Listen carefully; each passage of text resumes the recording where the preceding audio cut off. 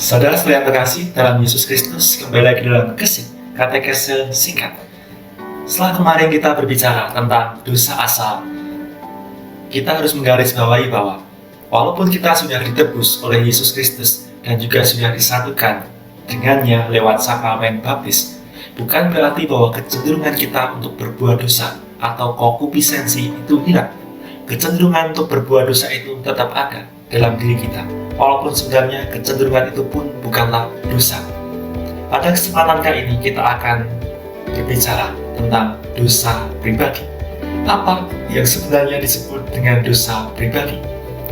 Dosa pribadi sebenarnya tidak bisa kita pisahkan dari konkupisensi. Kita dapat menjelaskan dosa pribadi sebagai dosa yang membuat kita bertanggung jawab secara penuh dan secara pribadi atas tindakan kedosaan kita. Dosa ini muncul dari tindakan bebas kita, sebab sesungguhnya Allah berharap kepada kita bahwa kita bisa menggunakan kebebasan kita dengan bertanggung jawab dan secara tepat pula. Tapi nyatanya saudara, sejak awal mula ketika Allah menciptakan Adam dan Hawa dan mengaruniakan kepadanya kebebasan, mereka menggunakan kehendak bebas itu tidak dengan bertanggung jawab. Mereka berbuat dosa yang akhirnya berujung pada maut. Demikian pula dengan kita. Dosa membuat kita menyia-nyiakan anugerah kehendak bebas yang dikaruniakan Tuhan kepada kita. Kita menyalahgunakan kehendak bebas itu untuk berbuat dosa. Maka dosa pribadi menjadi tampak saat kita sadar dan menghendaki menyalahgunakan kehendak bebas itu untuk berbuat dosa. Sisi sadar dan kemauan untuk menyalahgunakan kehendak bebas untuk berbuat dosa inilah yang mengingatkan kepada kita bahwa dosa bukanlah muncul dari bawah sadar. Dosa pula bukanlah terjadi karena naluri hewani, ataupun juga dosa bukanlah terjadi karena kekurangan kasih dari orang tua ataupun sanak saudara.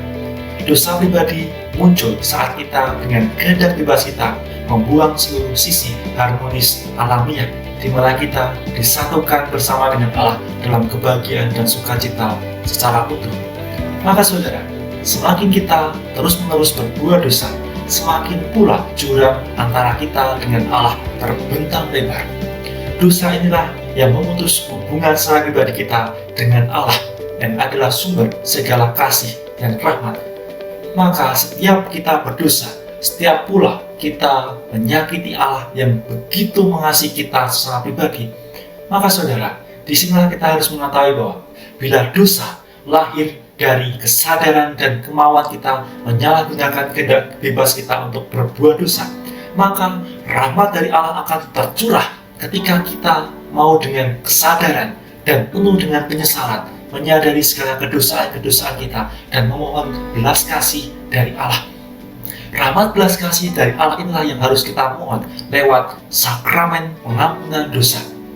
Sakramen inilah yang akan mengembalikan keterputusan kita bersama dengan kasih Allah yang begitu besar.